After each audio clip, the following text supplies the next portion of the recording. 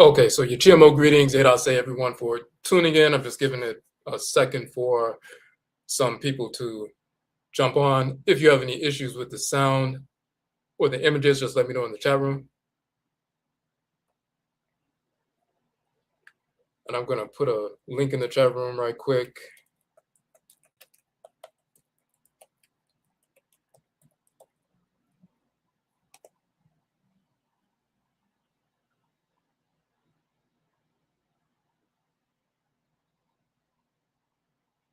Hold on, let me make sure that's all right. Okay. Okay, so your GMO greetings. I'd say we thank you for tuning in. I'm Ojirafo Kwesi Ranehmbata Akan Ojirafo of Akwamu Amaruka Etifimu, that is the Akwamu Nation in North America within Ojiraman, the purified nation, Afurakani, Afurai Kaiknit, meaning African Black people in the Western Hemisphere. So we wanted to do this live tonight because we have an update on our KANKYE Conjure Film Festival. Some of you are aware that our film festival is coming up this fall, so we have a number of different films in the Conjure film genre. We're talking about ancestral religion, Afurakani, Afurai Kaitni, meaning African ancestral religion, specifically preserved in the blood circles of our people here in the United States over the past 300 plus years, when we were forced from Afurai Kai, Africa during enslavement into the Western Hemisphere. We held on to our ancestral religious practices. Some of them, Hoodoo, which is actually the Akan ancestral religion in North America, Juju, which is the Yoruba tradition in North America, Voodoo, which is the Ewe tradition, Gullah and Geechee traditions, which are the Gola and Kitsi traditions and so forth. Various expressions of ancestral religion preserved by us in our spirit genetic blood circles, which we relied on for our resilience, for our empowerment, to guide us, to wage war against the white snarl spring, free ourselves from enslavement, also heal ourselves through root work and so forth. So we're exploring those narratives and themes and true stories, true history in these Conjure films. So we have produced two films in the Conjure film genre, which you can see on our website. Let's go to the website right quick. And the main reason we're doing the live tonight is because out of the 365 seat theater that we are renting for the all-day event, we had a certain number of tickets set aside for the 25% discount. We have about 30 of those left. We set aside 60. We have about 30 left, so we wanted to put those out, let you know about that. But let me pull up the page on our website.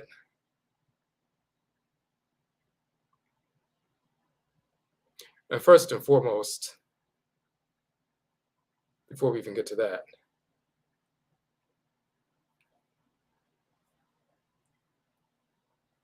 okay. So this is our website. So it's KANKYE, Conjure Film Festival.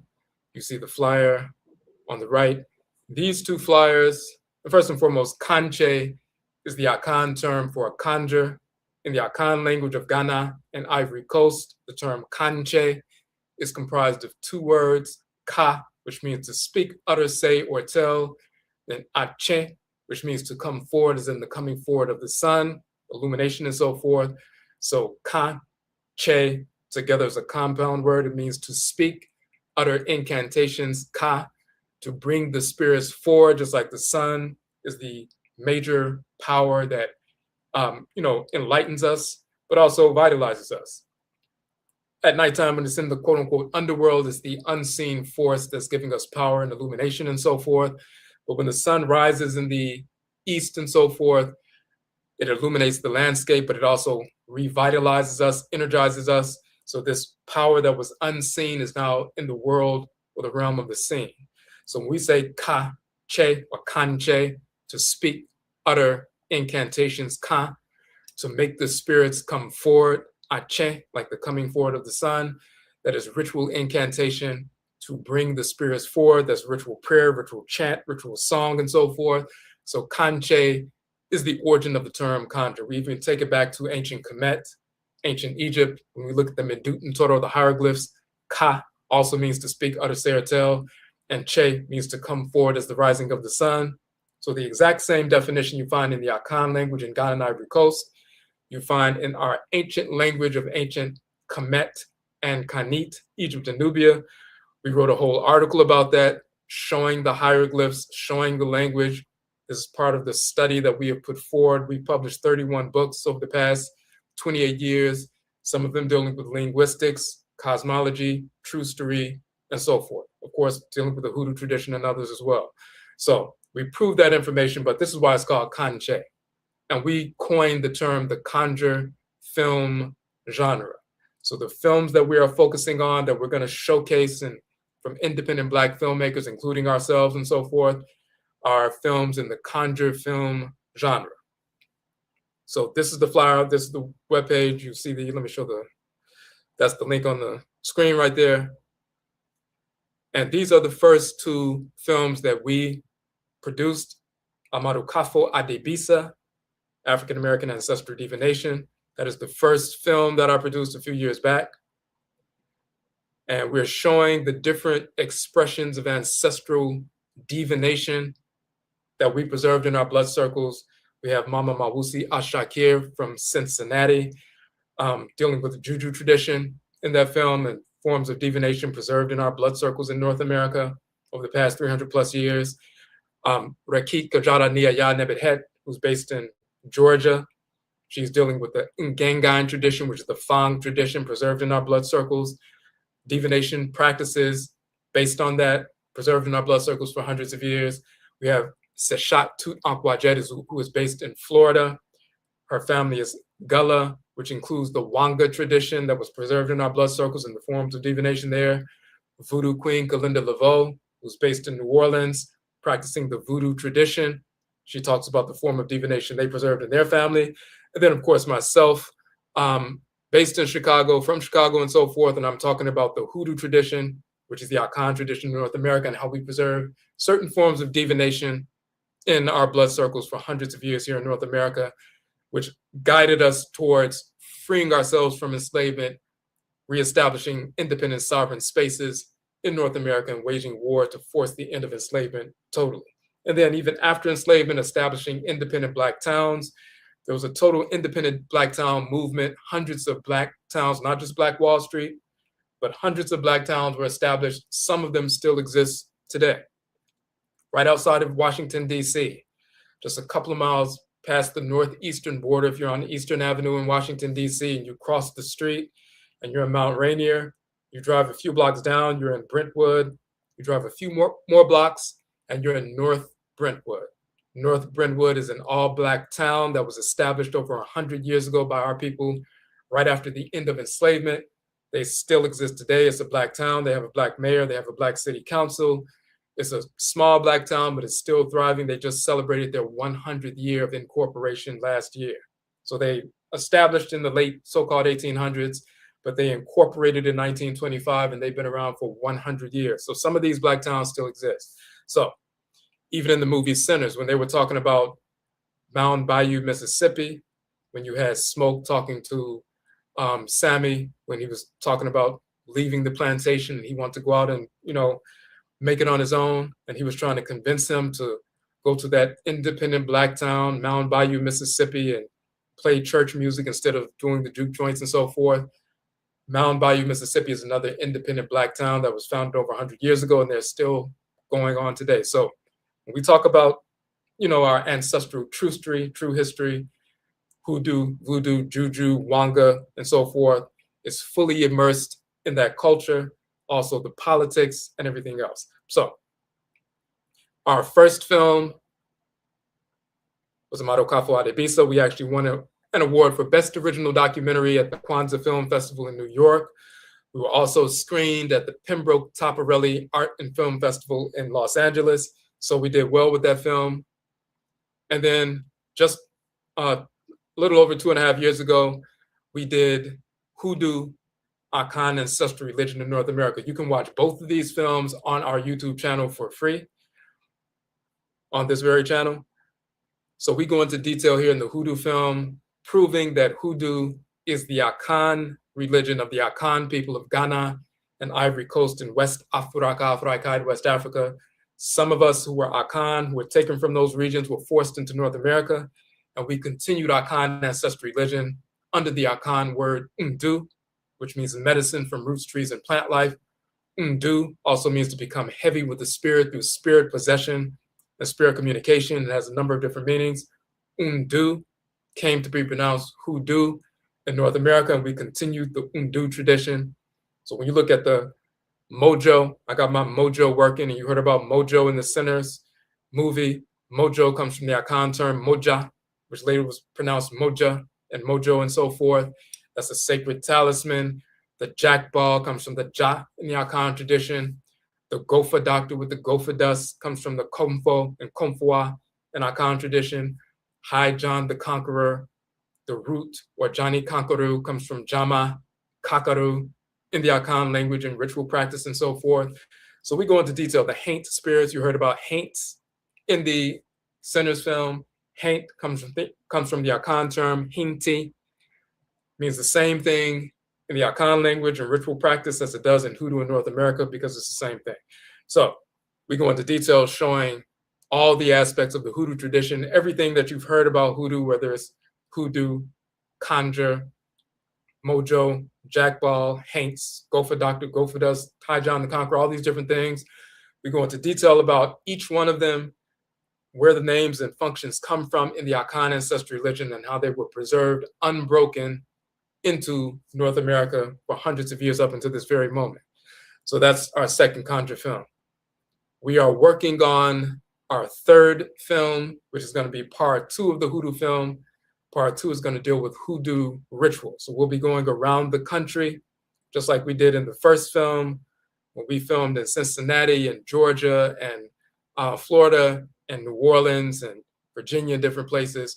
We'll be going, and in the Hoodoo film, you'll see that we travel to Ghana in West Africa, West Africa.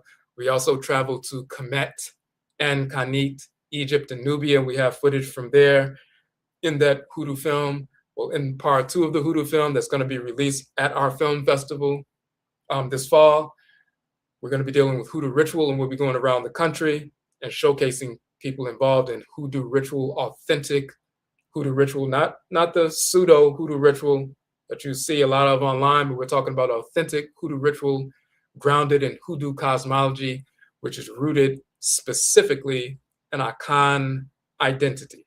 So that'll be our third film we'll be releasing, but we're also going to have films from other independent Black filmmakers in the Conjure film genre. So we're going to have at least 6 to 7 films that we'll be screening. You'll be able to have a question and answer session with the filmmakers. We're going to have vendors. We're going to have vegan food and so forth. It's going to be an all-day event. So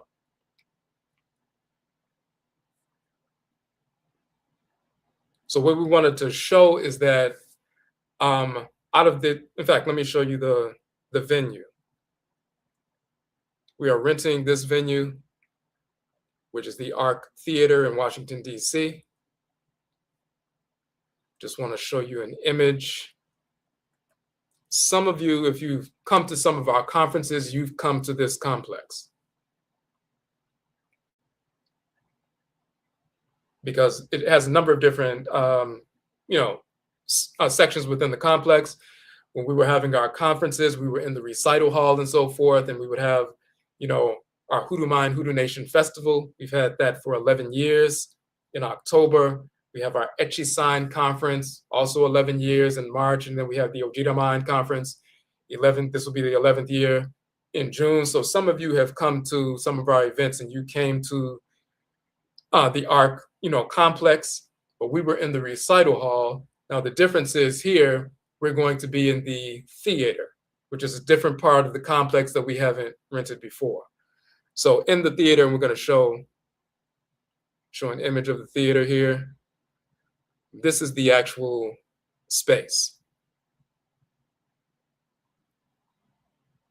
This is in the community. It's a communal space within the Black community and so forth. It's a state-of-the-art theater, 365 seats, and this is where we're going to be. So we're selling tickets partially, and we have two things going on. We're selling tickets. We also have a crowdfund effort as well if you'd like to contribute to the crowdfund. But if you want to purchase tickets, out of the 365 seats, we had 60 set aside for our subscribers at a 25% discount. We have about 30 of those left. That's why we wanted to go live today. We had some people purchase over the weekend, and yet I say we thank you all for doing that. When you purchase the tickets, you can either use them for the in-person event. If you like to attend in person in Washington, D.C., you want to travel to D.C. and participate in the in-person event. If you can't travel to Washington, D.C., we're going to have a private link for the live stream so you can watch all of the films. You can, listen and, watch the question and answer session, the talk back session with the filmmakers. We'll also allow you to submit questions live via live stream and so forth. So whether you want to attend in person or you want to attend via live stream, we have that option. So we have about 30 of those tickets left at the 25% discount. And we want to show you the link so you can go right now. You can go to our page right now and check out the link.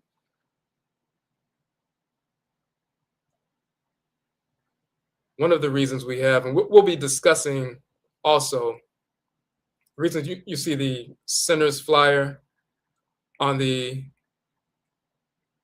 page is because we'll be discussing that, some of the deeper meanings from the Hoodoo tradition, things that most people wouldn't know about when they're watching the film, certain quote unquote, gems and so forth, buried jewels and so forth. We're going to delve into that. So we'll have a short discussion about that.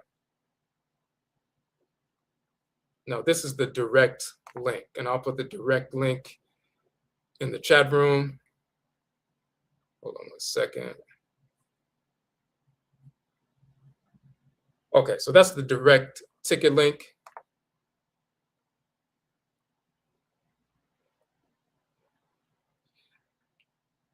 And as you can see, as we go through, let me scroll up right quick.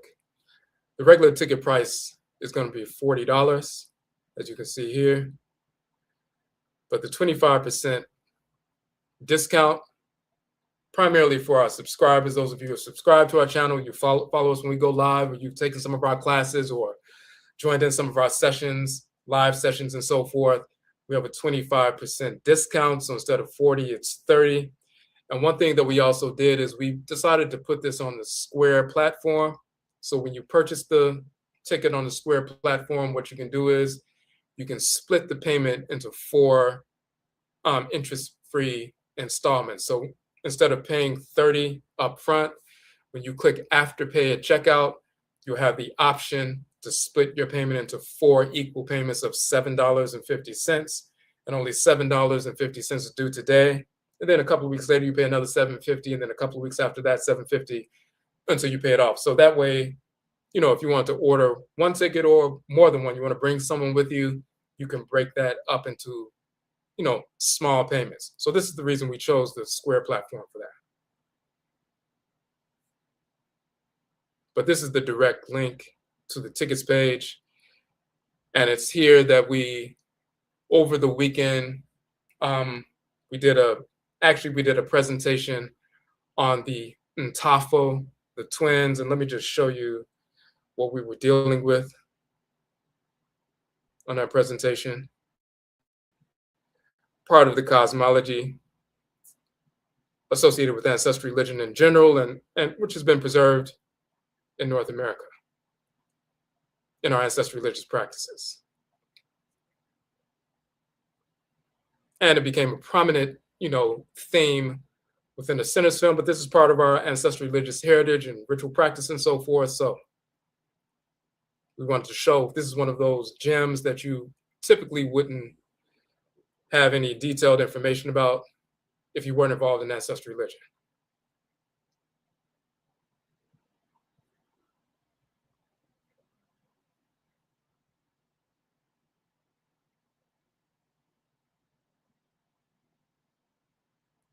Okay.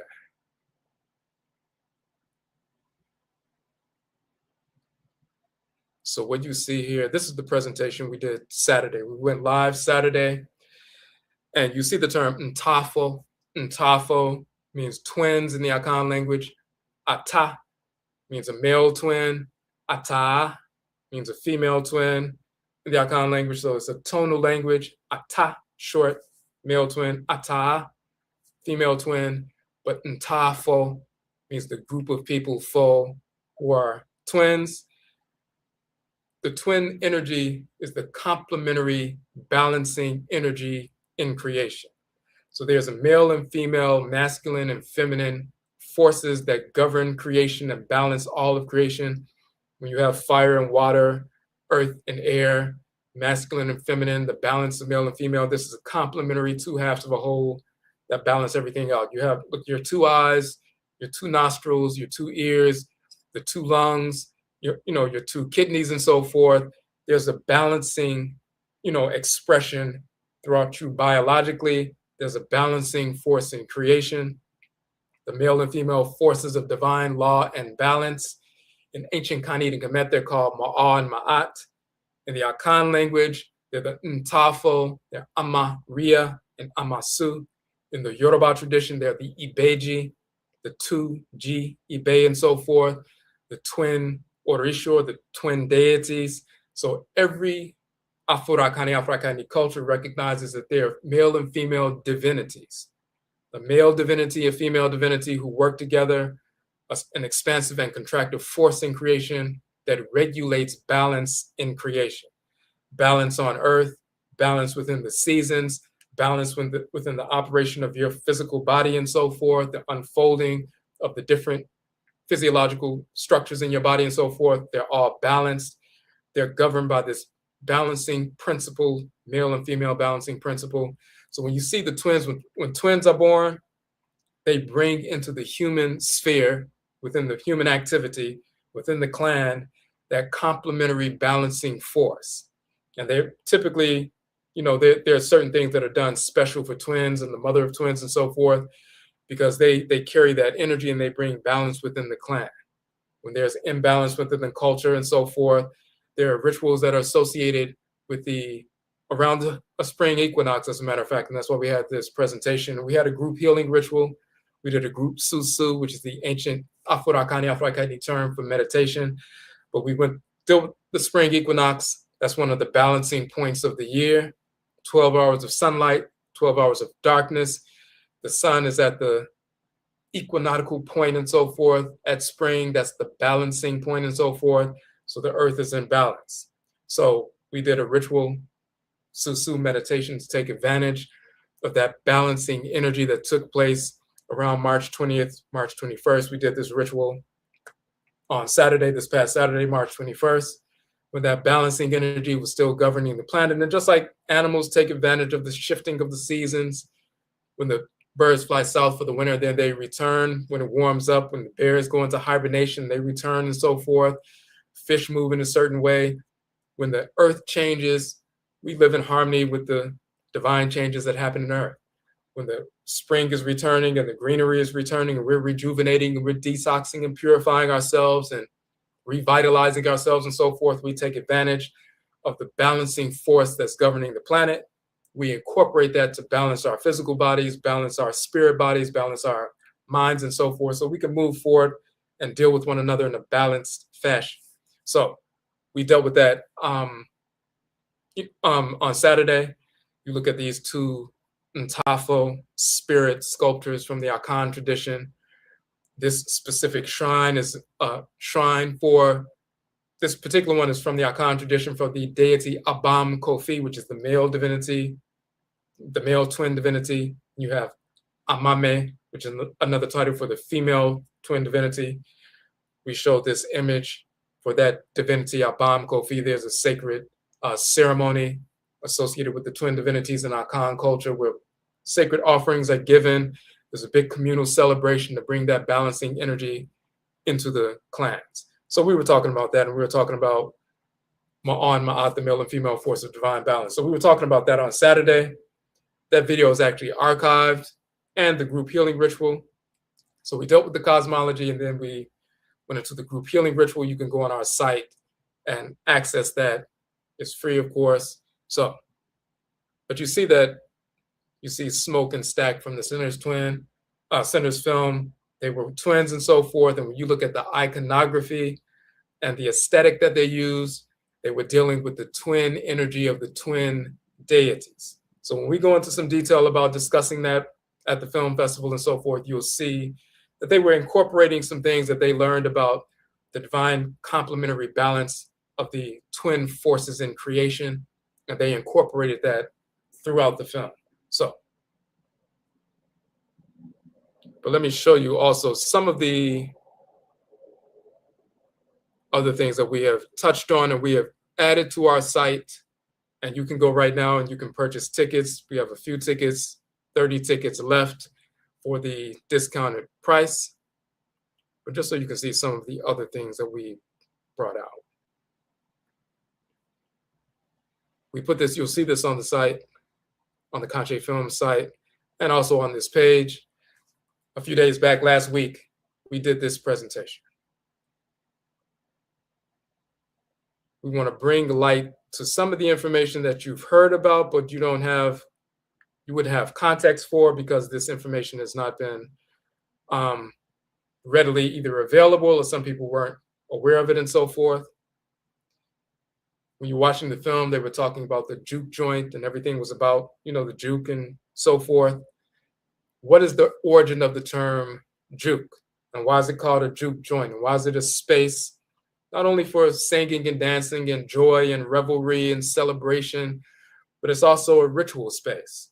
They alluded to that in the film. It's a ritual space of ritual celebration, ritual ceremony, and so forth, invoking the Abosum, the forces of nature, evoking the ancestresses and ancestors. That is because juke, the term juke, comes from the Igbo people. So those who are Igbo from southeastern Nigeria, who were forced into North America, enslaved in North America, fought for their freedom and so forth. Those who were from the Igbo ethnic group, they continued practicing Igbo ancestral religion. Those who preserved Igbo ancestral religion, they used the Igbo term joku or joke, and they called the entire tradition the joku or juke tradition. And this is where the term comes from. There's an Igbo divinity, an Igbo goddess, a female force in creation called joku. And this is where the joku or joke and later juke comes from. Sometimes it's pronounced juke in certain dialectical variants, sometimes joke or joku and so forth, or jioku. So there's a female divinity. She governs the ji, and that's the term for yam. Yam is the major crop in the Igbo tradition, just like in various parts of West Africa, West Africa, the yam is the major crop. But it's called ji in Igbo, and there's a female force that animates that agrarian culture, specifically dealing with the yam. That's a sacred crop and so forth. It's a sacred offering given to the people. The people are to the divinity.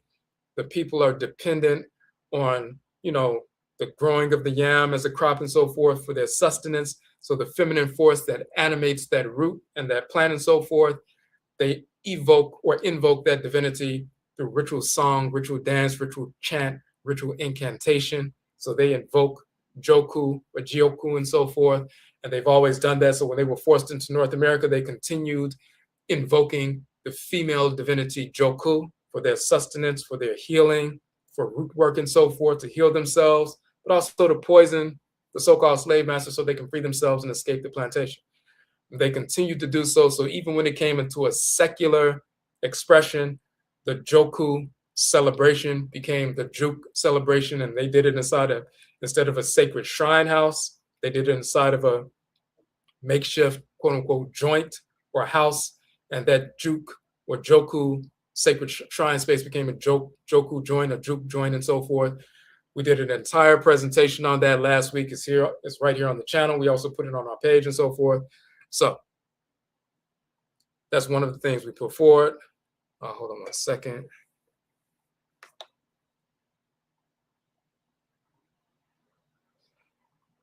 Let me pull this up. If you have any questions, of course, you can post them in the chat room. Okay, so you said I'm of Haitian descent, so it's Haitian descent, or Haiti is one of the ways it's pronounced. I have not been raised in the tradition, but would like to learn it. Would you suggest that any of our ancestral religious past is just as valid? So yeah, so what basically when we talk about ancestral religion, when we talk about Afro-Akani people, African Black people, wherever we exist in the world, we're all, any ancestral religion is fundamentally operating and operant on the same foundational structure.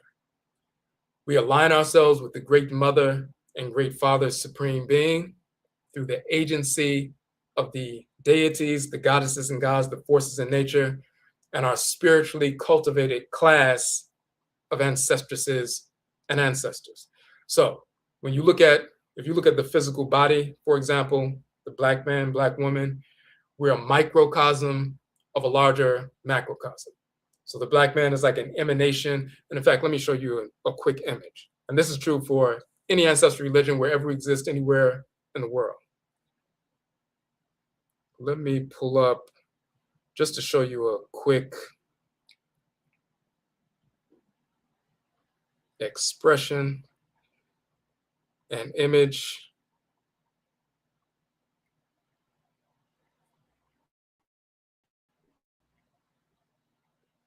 Okay. So I'm going to show you just to break it down in a sense so you can see exactly what we're looking at. I want you to see this image. So if you haven't seen it before, you can get a better understanding. So when we're talking about the cosmology of creation,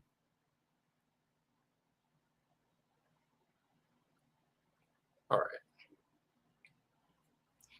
And this is from one of the books I've published. Let me show you an image of that right quick.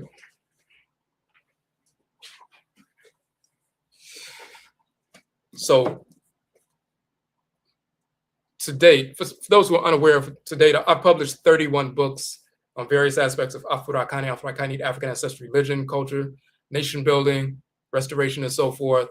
The most recent book that we published, I want to show you this image from the book. This is the most recent one. This is the book I'm about to show you.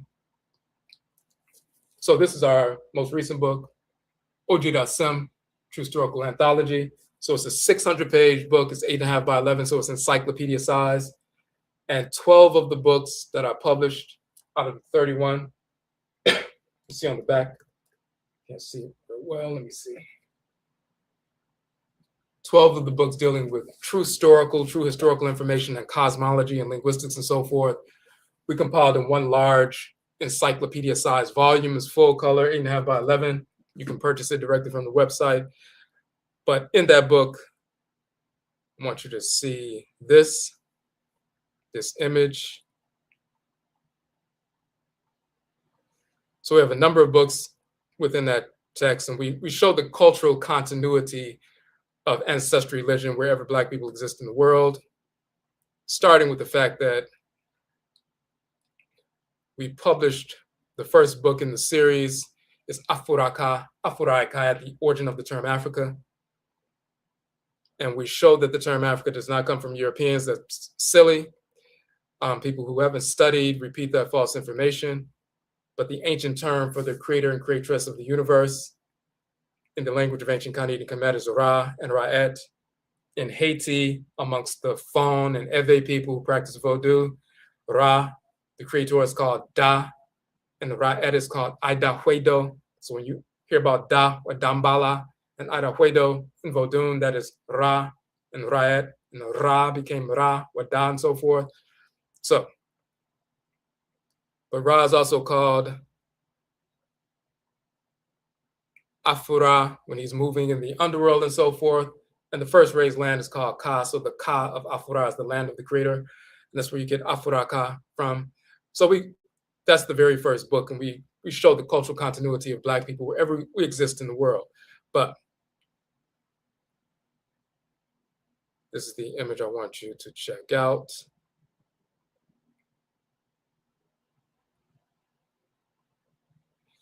We also have our Kuku Tuntun, the ancestral jurisdiction, where we show that the fictional characters, Jesus and Muhammad and Abraham, Isaac, Ishmael, Solomon, Sheba, Menelik, Yahweh, Buddha, Allah, all of these characters are fictional characters who never existed, and we prove that and show how they were manufactured, how they stole cosmology from our ancient texts and manufactured these fictional characters for purposes of control. So, but this is from the temple of Apet Reset, the southern Apet in so-called Luxor in ancient Kemet. On the right is the great god Amen. On the left is the great goddess Amenet. And Amen and Amenet are the great mother and great father, supreme being. In Vodou, amongst the Ewe and Fon people, Amenet is called Mawu, the great mother, and Amen is called Lisa. So you hear Mawu and Lisa. In Yoruba, Amen is called Olorun. Amenet is called Olokun. In our Khan tradition in Ghana and Ivory Coast, Amen is called Nyame, Nyame, and Amenet is called Nyamewa.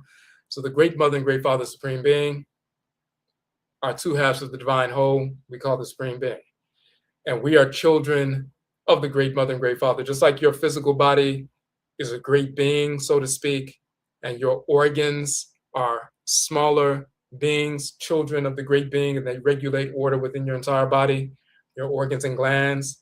And then your organs and glands give birth to even smaller beings called cells. And those cells, when they serve their parent organ, they're serving you, the great being, at the same time. We are the cells within the great divine body of Amenet and Amen. And because we have different languages, as Black people specifically and exclusively, depending on our language, we have different names for the great mother and great father, supreme being, but we have the same structure. We are cells. When we serve the parent organ, the divinity that governs us in our clans, we're serving the great being at the same time. So Igbo people, Yoruba people, Fon people, Ewe people, Akan people, wherever we exist, Bakongo people, Dogon people, Ovambo people, wherever we exist in the world, Zulu and so forth, and those of us who were forced into North America, we're still cells within the great divine body.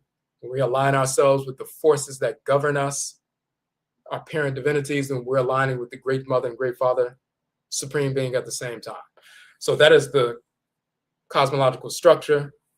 If a Yoruba person calls Earth Aye, the Earth itself Aye, and an Akan person calls the Earth Asase, we're talking about the same thing.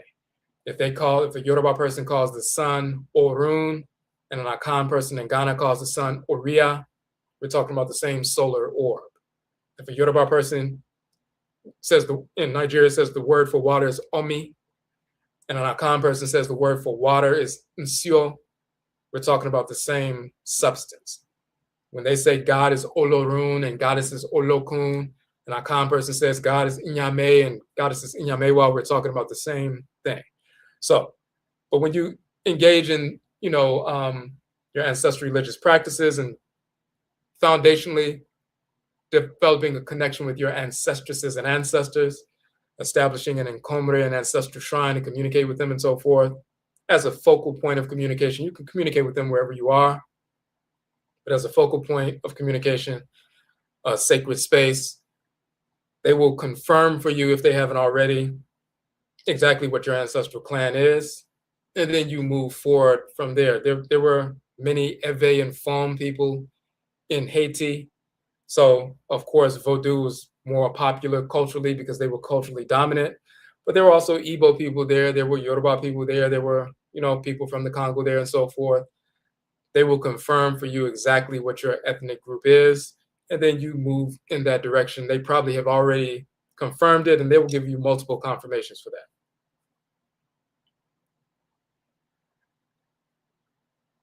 Okay. Okay, you said I've listened to your works, and you are one of the most right and exact teachers. May I say we appreciate that of our traditions. You give the science of our spirituality. Just want to say, Ankh, Aku, Yedase. We appreciate that, and what we want to do is we answer the questions that we know that our people have. The same questions I had when I was younger. We want to know the details. We don't want to just hear someone say something and have to go and just believe them. We put information out, like we publish these books and so forth. We give people detailed information, cosmology, true story, linguistics, the connection with biology as well. And then we direct people on how to study and verify these things for yourself. You don't have to believe anything that we say about cosmology or language or ritual practice or anything. We put the information out, show you how you can verify it, so you can verify it for yourself independently, and then you incorporate it. Then you move forward and do your own study as well and incorporate what you've learned and so forth. So this is how we're moving forward.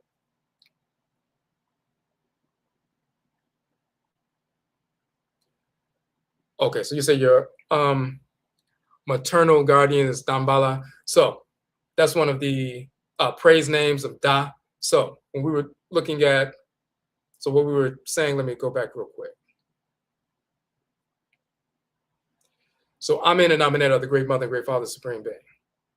Just like on a microcosmic level, for us, if you look at your physical body as a microcosm of the macrocosm, like your physical body is the great being in relationship to your cells, if they could talk, they would say, okay, we're part of this great supreme being.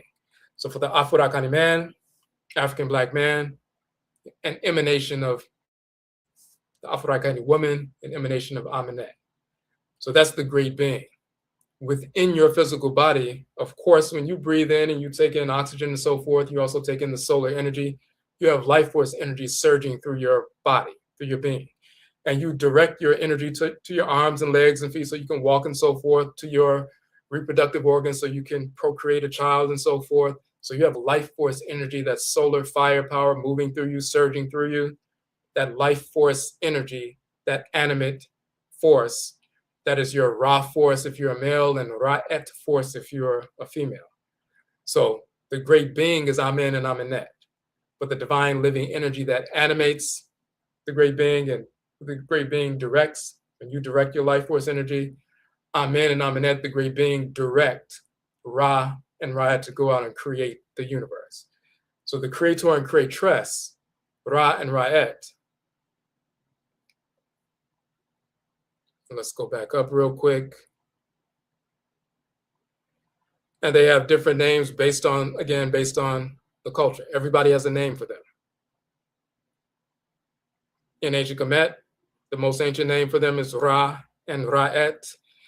And that same title became Ra with the rolling R. Ra simplifies Ra or Da in Vodun, and that's Da. And one of the praise names of Da, Da in Vodun is Dambala, but the root is Da. And then the female divinity is Aidahuedo. So when you see Ra and Ra'et,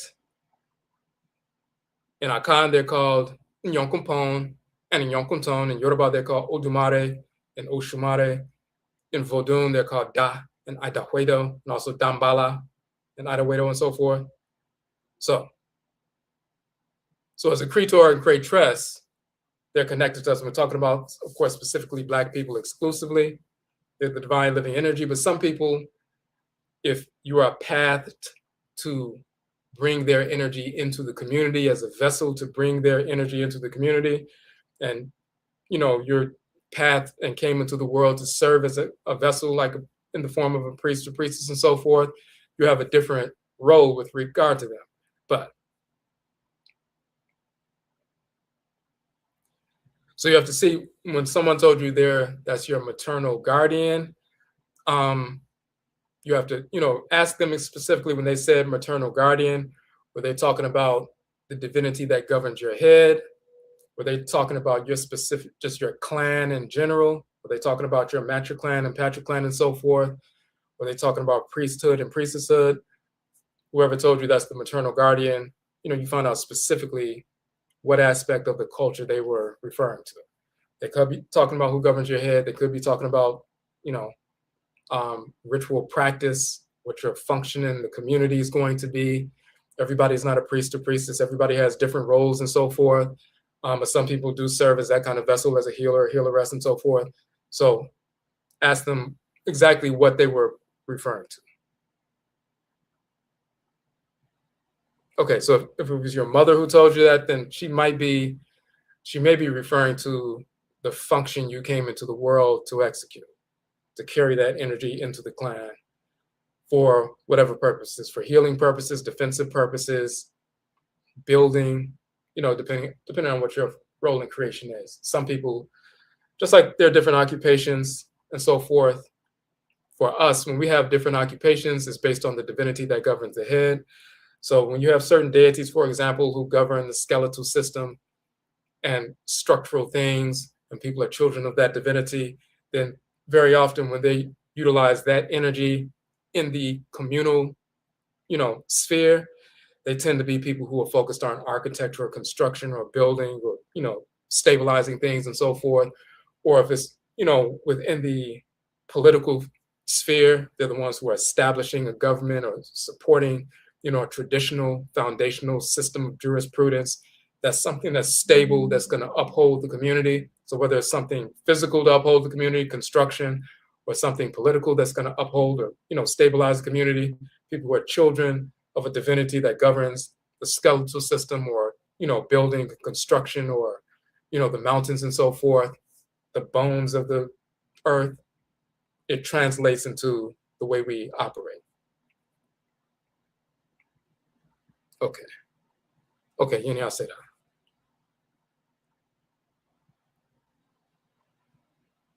And those, in fact, those are the kinds of things that we, that our films get into, and also the Conjure films that will be screened at our, you know, our upcoming film festival. This is the kind of information that we're dealing with. Let me put this page back up.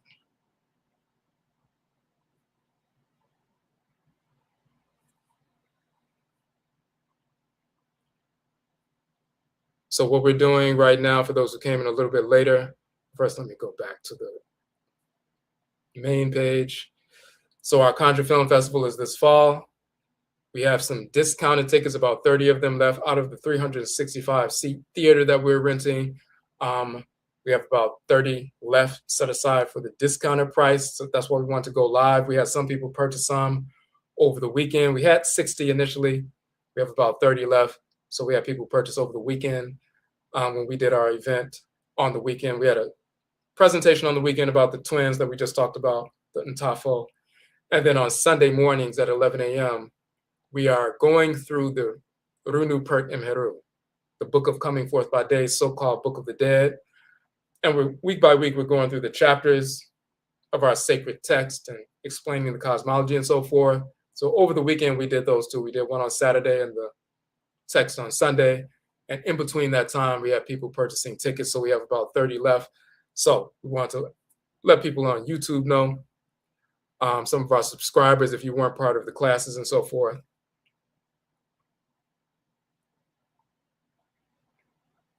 Okay, let me put that back up. He said, can I link you regarding getting answers on these questions?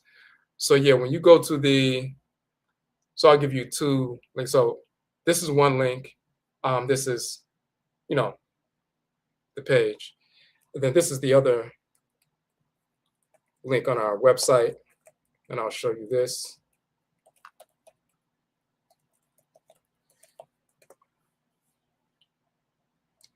Okay, so when you see this,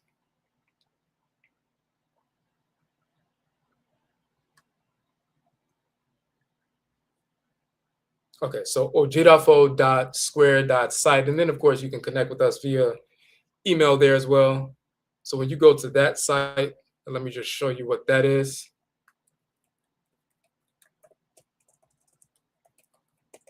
You'll find our books and our courses on that site.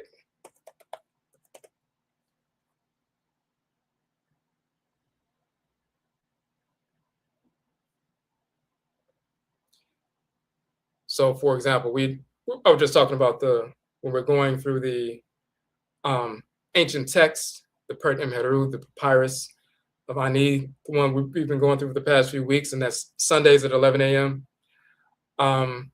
You can also connect with us via the email connected to the site. You can click here, and this is the book I just showed you, our Ojira Sim book.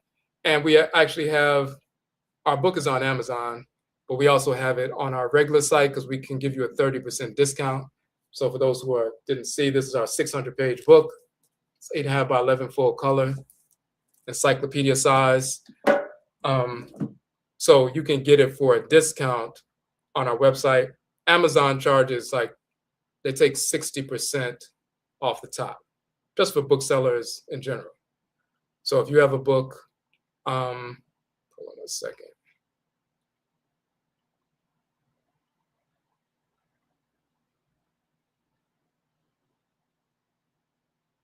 Okay, so if you had a book and you wrote a book and you were selling a book for $10, and you put it on Amazon, Amazon's going to take 6 off the top, and then they're going to give you, 4, and then minus your cost for printing, and whatever you have left, that's your profit. So we do have our book on Amazon. That's a way to, let people see that the book exists, reaching people that we wouldn't normally reach. But we also put it on our website, so you can get it for a 30% discount on Amazon. It's a 600-page book. It's large, full color.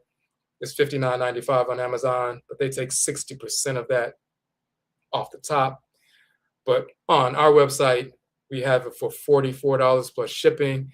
And if you choose Afterpay at checkout, you can break that payment up into 4 separate payments of $13. So if you want to order the book today, you can go to this link, and when you go to checkout, just choose Afterpay, and you only have to pay $13 today to place your order. And then every couple of weeks, you make another $13 payment until those next 3 $13 payments are paid off. But that's one of the reasons we use the Square. And we also have our email associated with that site as well. And we're also on Instagram as OG.fo and Facebook and so forth, TikTok. But that's the page. And then when you see you'll see a couple of other things. This is the piece that we were talking about earlier when we talked about the twins. We did that on Saturday, and it was a group healing ritual. So we did the cosmology, went into detail about that, and then we did a ritual susu, which is the ancient term for meditation. We have our Akradim Boson book, and this is actually kind of what we were talking about. When you see this image, in the Akan tradition, you notice people have names based on the day of the week that they're born, like Kwesi is a male born on Sunday, Akoswiya is a female born on Sunday, Afua is a female born on Friday, Kofi is a male born on Friday, and so forth. But we're not named after the days. We're named after the deities that govern the solar, lunar, and planetary body that governs the day.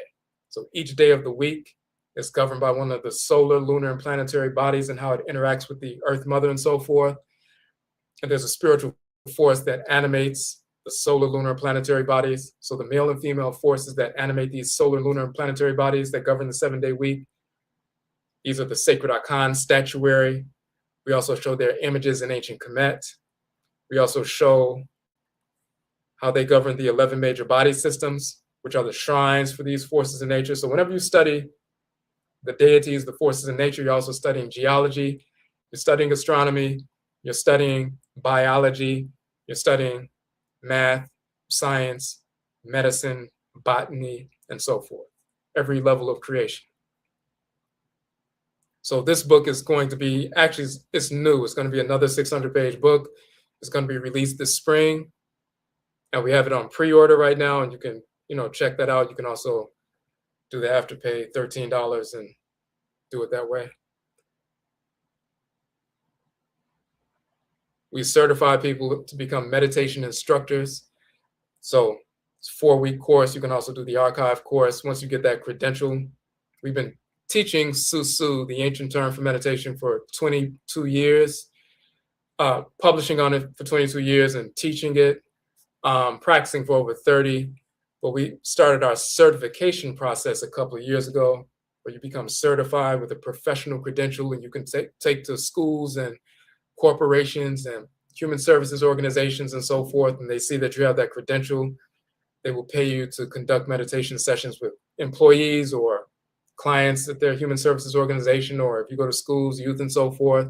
They typically pay between $100 and $200 for someone to come out and conduct a half an hour session with their employees to enhance work productivity, or youth to enhance, learning outcomes, or if you go to a human services organization like a women's shelter to assist the women to overcome anxiety or decrease depression or weight loss, or assisting them with various things and so forth. People are incorporating that now, and they have budgets set aside for that. But you need a credential, a professional credential, and we have that.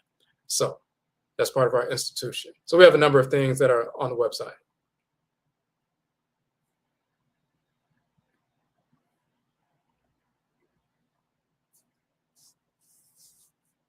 Okay, Mirase, we appreciate that. Appreciate your support.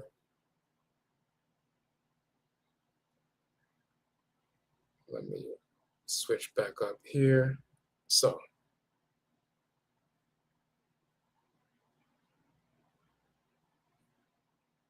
expand this a little bit. So what you also see, we're incorporating new things on the KANKYE site. As we start to incorporate the additional films from other independent Black filmmakers in the Conjure film genre, we're going to place their film posters on the site as well. So right now we have these two films that we're going to be discussing, screening and discussing. We're going to have a short discussion on the Center's film, like the deeper gems that people wouldn't know if you don't practice ancestral religion. Get into that.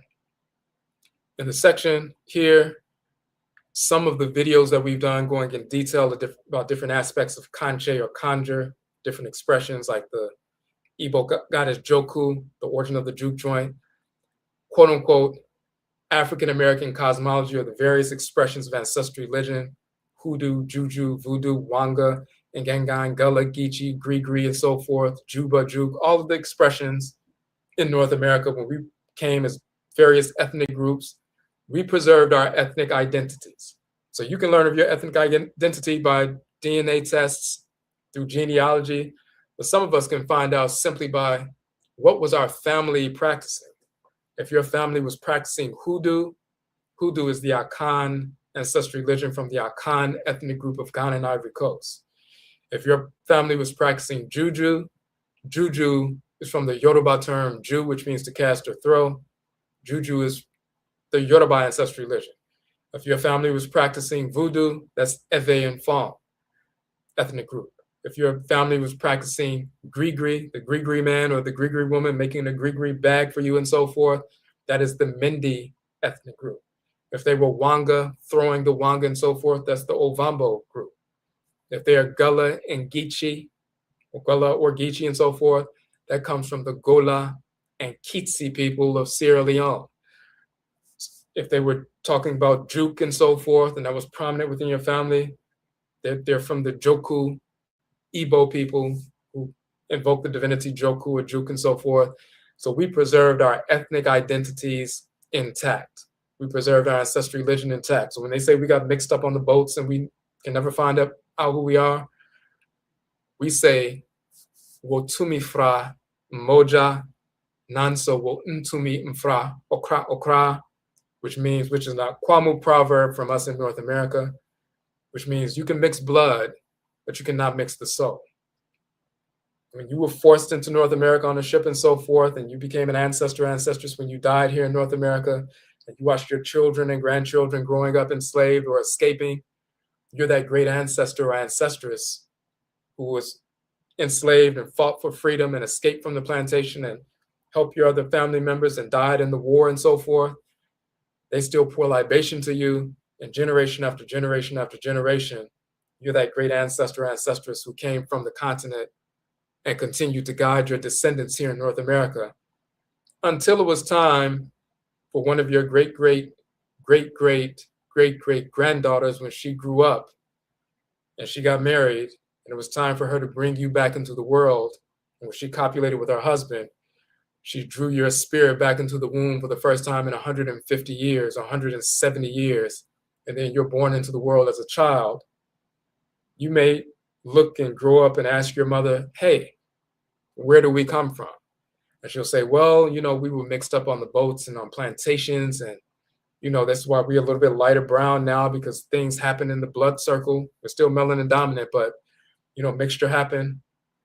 But you're the same ancestral spirit that came from the continent.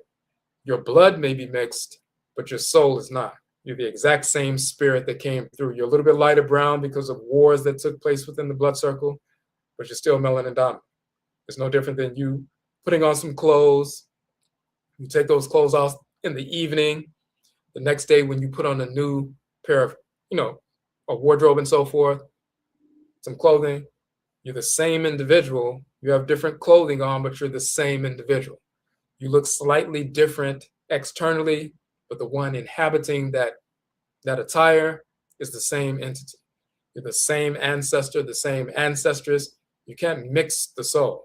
You can mix the blood, but you can't mix the soul. So we actually know what our ethnic identity is. Every Black person in North America, the United States, and the Western Hemisphere, we can find out exactly what ancestral clan we incarnated from.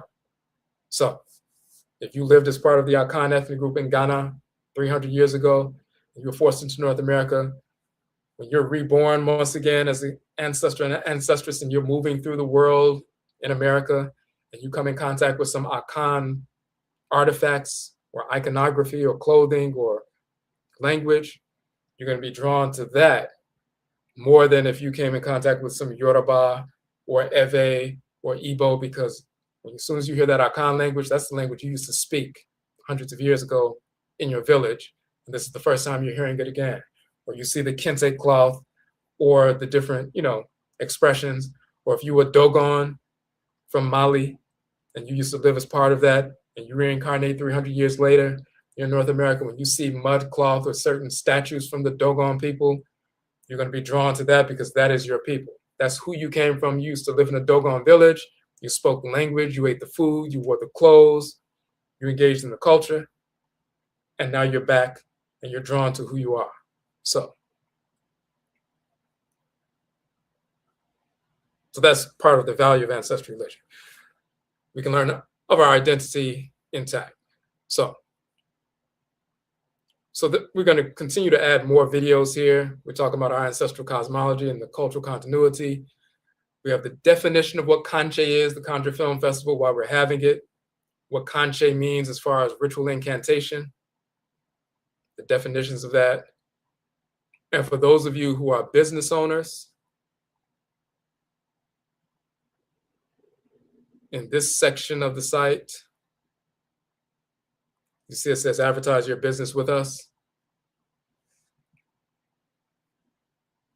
You can place your ad for your business. We have the $25 size, that's half of the column, the $35 size, which is the full column and so forth, kind of like this poster here. And we'll place it on the site. And this site is also connected to our flagship site, the ojirafo.com site, which we get about 2.5 million hits per year on average. So that'll be directing people to your flyer. So if you'd like to place, a flyer for your business on our website, you can, go to our link right here on the page, and you can do so. And it'll be placed on here and it'll go all the way through November. People will be able to, every day, more and more people are coming to the site. They're learning about, the film festival. They're going to purchase tickets, and they're going to be looking at the new videos that we post and the new posters we post, and they'll be able to see your flyer for your business. So every time we have any event, whether it's a conference or presentation or whatever it is, we always have something set aside to promote other Black businesses as well. We've been doing that for over a decade.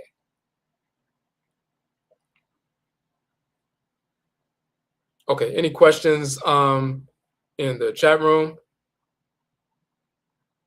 Just let me know any questions or comments. Okay, so let me put the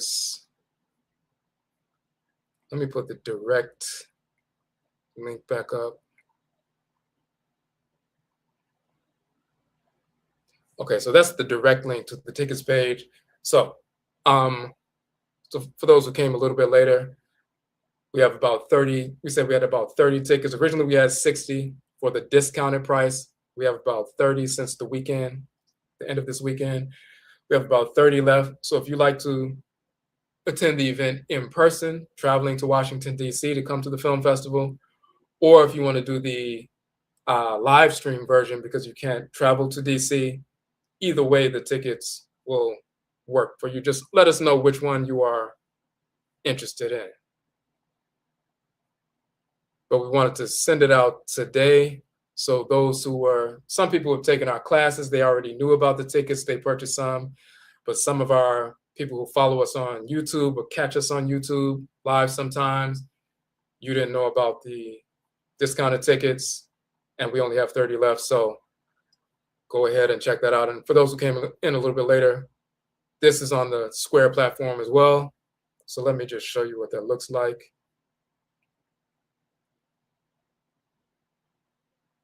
When you scroll there, hold on one second.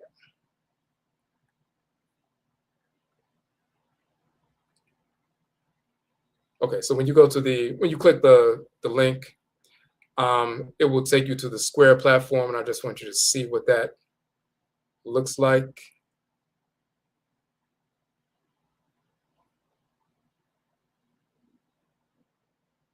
We had a, and we still have, we had a crowdfund effort, which we still do. We combined it with the ticket sales and so forth. So when you go to the page, you'll see we recently combined the two. So some people just want to make a contribution. They may make a $50 contribution because we're also raising funds to the crowdfund effort and the ticket sales.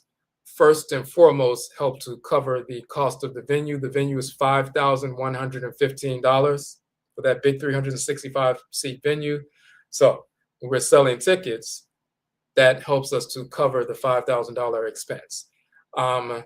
And also, when people make a contribution to the crowd fund, that does as well. So some people just contributed to the crowd fund.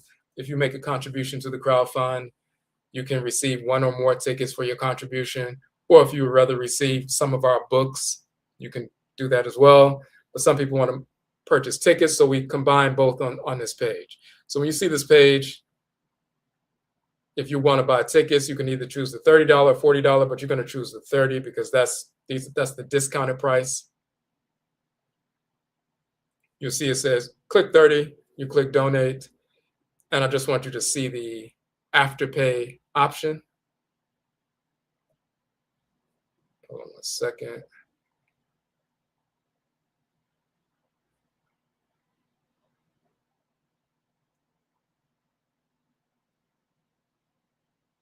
Okay. And so that's what you'll see.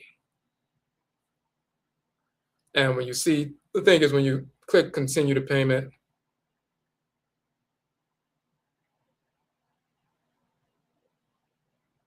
this is the reason why we chose the Square platform.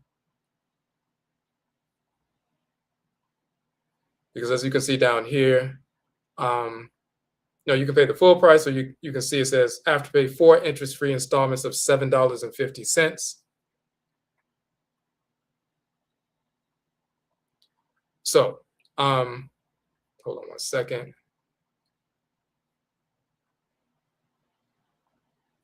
Okay, so then you only pay purchase a ticket tonight. You only have to pay $7.50 tonight, and then as we said, every couple of weeks you will pay the rest until you pay it off. So please support our effort. This is why we're having this live fundraiser tonight to get these tickets. First and foremost, we have to pay off the theater rental, and then secondarily, we're going to use funds to pay for some of the presenters to come out, and from different cities, the filmmakers who are going to submit their films and so forth, and people who have participated who are in the films and so forth to come out and speak and sit on the panels and so forth. So first and foremost, we have to cover the theater, the venue, and secondly, the logistics as far as assisting in the travel for some of our filmmakers and presenters. So that's why we're doing the ticket drive tonight. So if you can support that, we appreciate it. And yet I'll say we thank everybody who has bought tickets so far. That's been a great help.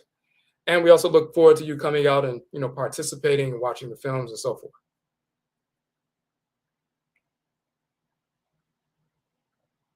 Okay. So I just want to make sure.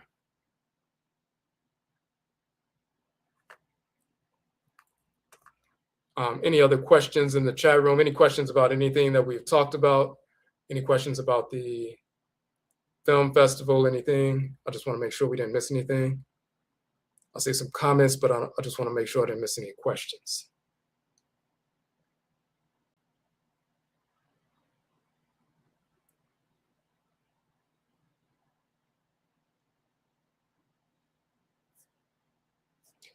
Okay, so you said to get an Indu Adebisa after placing the Achedi on the website, will this create a link for my email? So what we'll do is we'll send you an email directly. So that is the, and let me just show you what that question is about. Hold on a second.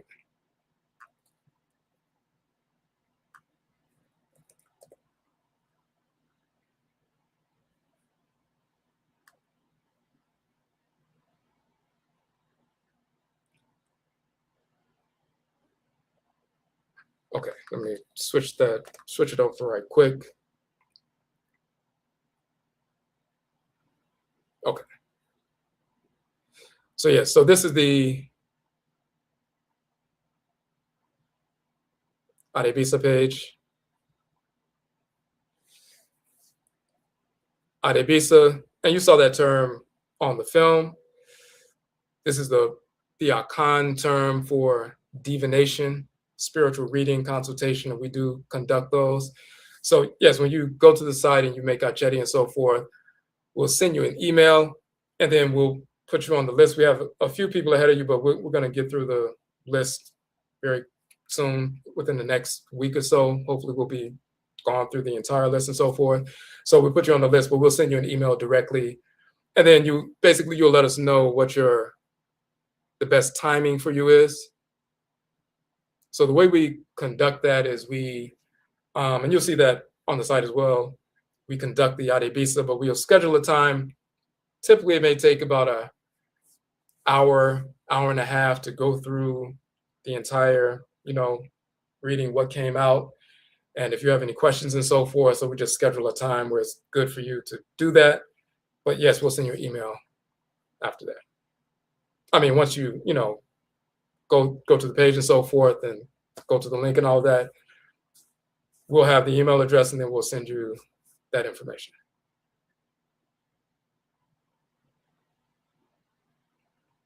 Okay. I just want to make sure I didn't miss anything. Okay. Okay, so